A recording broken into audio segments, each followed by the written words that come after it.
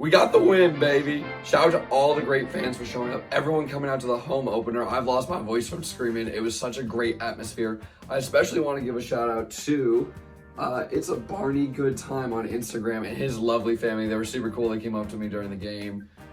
One of these is them somewhere. I'll put it on here. And then also to speak frankly, Frank was a super cool kid. We were talking to him. He's applying to college right now. Best of luck, Frank. He's going to be at one of the top colleges no matter what. He's a very smart kid, so best of luck to you. He was a super cool dude.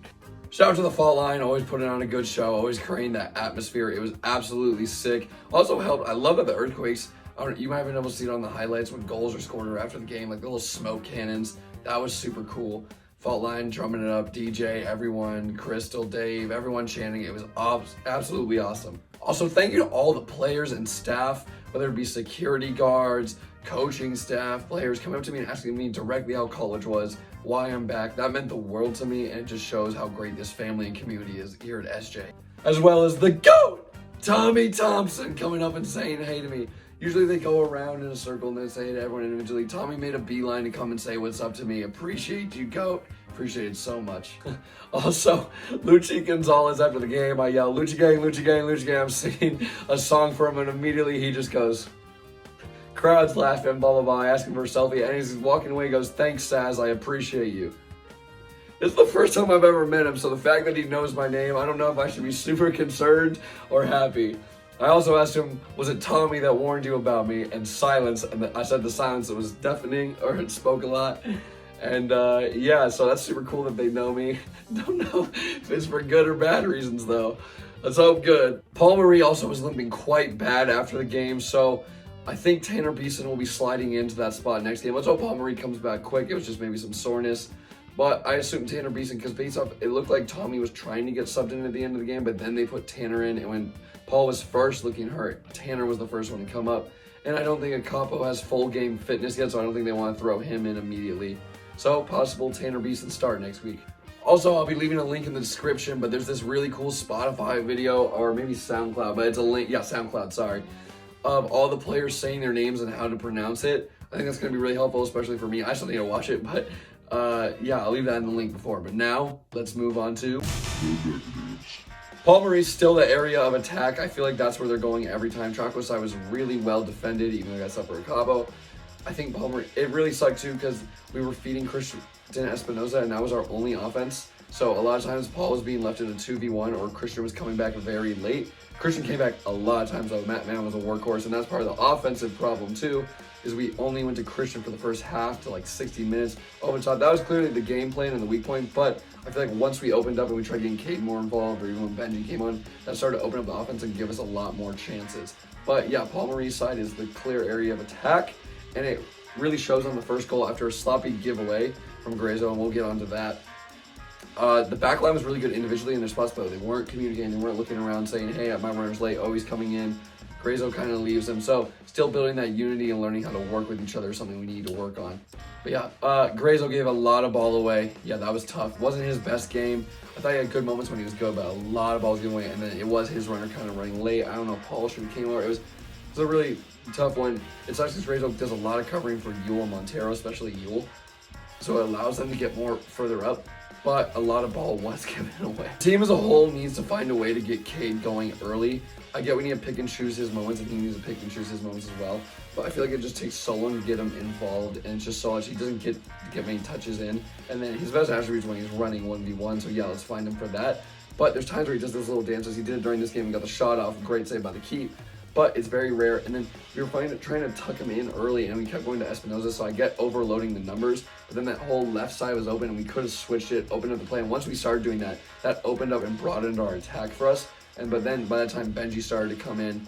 So trying to find Cade wide, and Cade did, credit to him, he did move wide, and maybe that was a coaching decision as well. And that's when I feel it started to open more. We're just trying to find Cade Cal and get him going early.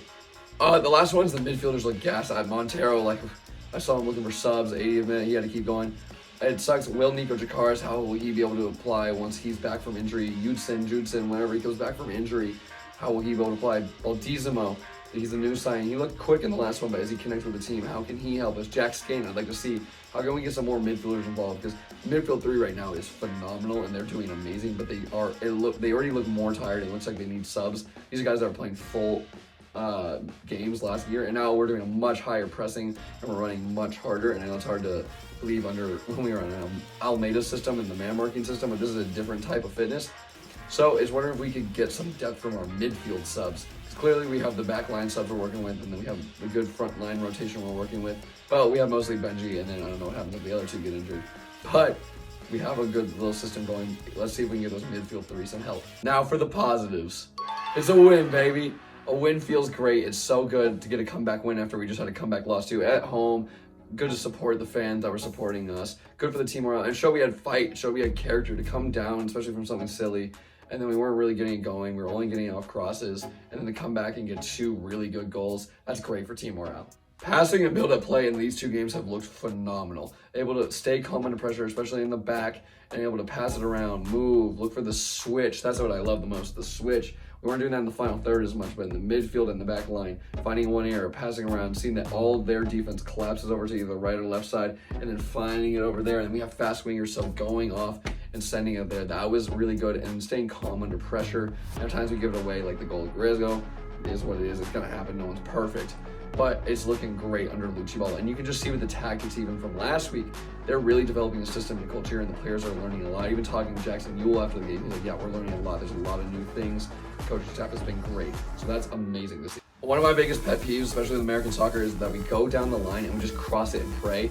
I love going down the middle and trying to find attacks through there, but crossing is great. Now we did get pretty much all our attacks from crossing this game. However, every cross had a purpose. It had a man's name on it. Someone was going towards it. And every once in a while we played the negative ball. If we do cross, I love if we play the negative ball more. But the crosses looked so good. It was our best chance of the game. We could have had like 4 or 5 goals. And then it was amazing. Of course, it leads to the dynamic duo from last year, Miro and Jabo. The best 2 from last year, arguably offensively, was Christian Espinoza as well. But that dynamic duo, what I've deemed him from last year, they strike again. Miro gets the ball out wide, crosses in Jabo, and a crazy header in the top corner to level it in the 70th minute. Daniel had some big saves at the end of the game, little reaction saves. But my biggest thing with him, time management. Going up to get the ball, slowly coming down, slowly falling to his knees, slowly looking at good time wasting, knowing when to take his 6 and not have to do a counterattack every single time just because the space is there. Realizing the situation of the game and just that game IQ, running out the ball, making sure it's late. Oh, it was very, very smart from Daniel, and I really appreciate that. Espinoza, the main man, everything we're going to him, his work ethic, I can't be understated enough. There's a reason he's a DP. There's a reason we signed him. We love Espinoza here. And again, this week, I love that we were defensive when we had the lead and we're looking to hold on to it, but we weren't inviting as much pressure. We were clearing it up. We weren't being silly. And then we pushed up. I would have liked a little bit more holding or a little bit more of the corner, a little bit this and that, but you can't be perfect. But I liked that we were playing defensive and smart, but we weren't just inviting a million shots in like we did last week to allow for those goals and chances. So well done on the squad to adjust 1 week after we made that mistake, or whatever you want to call it, adjusting to our game plan to make us better. Jackson, the captain looks like he's flying. The tactics in Gareza are obviously helping with that, but he's just able to float through the midfield, look across, create chances. On the second goal to a capo, you can see a giant build-up play, and he's just floating around, moving spaces, checking his shoulders. And then I think he plays the original ball from the midfield into the 18-yard box. If you were at the game and you were over my section, all you kept hearing was shoot, shoot. Because like 5 guys pass it into the box before it eventually finds its way to Kabu, and then smashes it home, and it was a sick goal. Both goals were great. Now for the unsung moment of the game. This goes back to Daniel, just the game management. It was phenomenal. I really like his way of knowing when to waste time, when to hold on to it, when to talk to the ref. Just those little things, especially when it's into added time. Very smart from Daniel, and I appreciate that.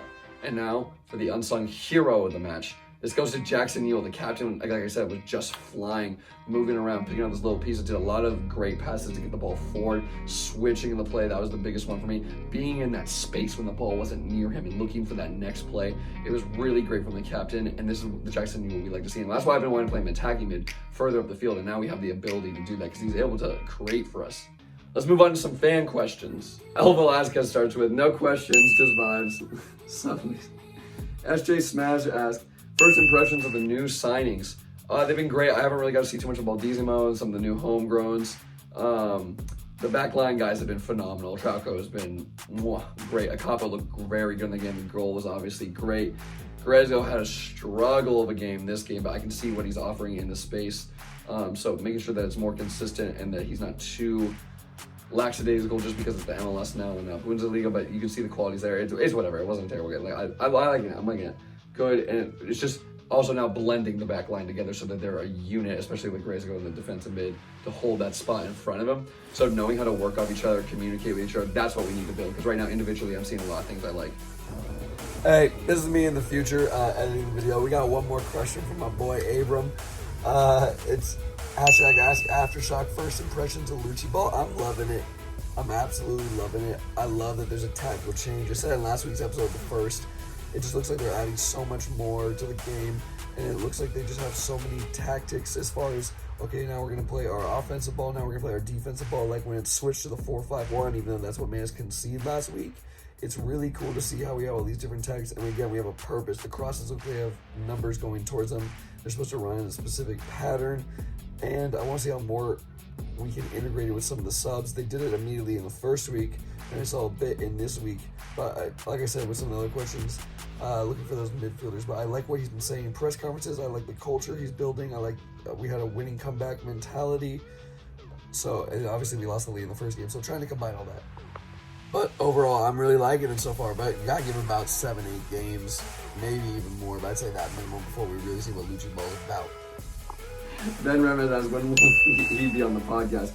For you, all you that don't know, this is a future champ in the making. This is the esports player for San Jose Earthquakes. Absolute baller, super cool dude, too. Whenever you want, just hit me up. You got my number, just text me. All right, Strictly Football 21. Hey, if you want to interview with Ben, leave a comment down below and leave some questions you want to ask him about being in esports, FIFA, or just his life in general. He's a super cool dude. Follow him on Instagram too, Ben Remez. That's R-E-M-E-Z, by the way.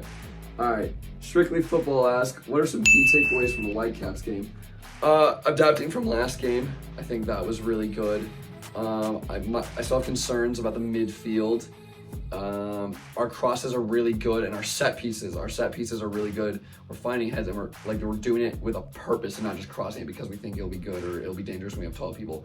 A lot of purpose with everything we're doing. That's my biggest takeaway, actually. Yeah, purpose with our movements and things. Just got to fine tune some things and work together. Remember, it was a short preseason because Lucci came late, even though he was working late hours before he officially was with us. And then we're getting new guys trying to blend everything together, and we're still gonna need some new pieces. But I'm liking it a lot. All right, Michael B. Pastor asked something, Michael. I saw Michael at the game, too. That was good to see you. Who's impressed the most, least in the first 2 games? I'm just going to do the most. I don't want to do least because still getting to know everyone. Most, Trauco. That phenomenal first game. Nothing got by him. I'm surprised he got subbed this game. But, yeah, I think he's impressed me the most. Others I expected to be good or do this, that. I didn't really know anything about him, and he's been a rocket. We've had a few different, like, oh, he's going to be our next right back. Oh, he's going to be our next left back. And we see how it goes. So he's been very, very good for me. Now for the question everyone wants to know. It's a football life ask for me. David J. Mays, Ivan Lara, and Chris Weno. It's about the goalkeeper situation. And I think it's super obvious. I think that this is what they wanted with Daniel. I love JT. I think he did phenomenal last year. I don't think we needed a new goalkeeper. I thought he was doing phenomenal. Had the most saves in the league for a while. I think ended like 3rd or 4th in most saves. That's what a few times that everyone does. Had great team chemistry. Knows how to communicate with everyone. Did a great job. Has phenomenal 1v1 saves on an endless amount of goals last year, or what could have been goals. But I guess Daniel plays more with his feet. I know Matt Persona last year was better with his feet than JT. That was one of his quirks. Not to say JT's bad with his feet. I think Daniel is just something more Lucci want and more for Lucci Ball. So I think that's probably why they're edging Daniel. I love JT. I didn't think we needed a new goalkeeper. I thought we could have built Emmy. I guess he'll go to Quakes too and build some more. It's a phenomenal backup option. But I think that's the only reason Daniel's edging out for me. I haven't got to really see Daniel. He had a good quick save, 80th minute. It was like off a corner, and it bounced. It was going in the corner, he saved it. And then time management was great from him. And obviously, he'll speak Portuguese, which is better for the back line in Spanish. But that's tough. It's so tough. It's such a. I see why so many people are asking it. It's such a tough situation. And then finally, Matthew R. Patrick Sexton asked, is Tommy Thompson the greatest Quake player of all time? No, he's just the GOAT, the greatest player of all time.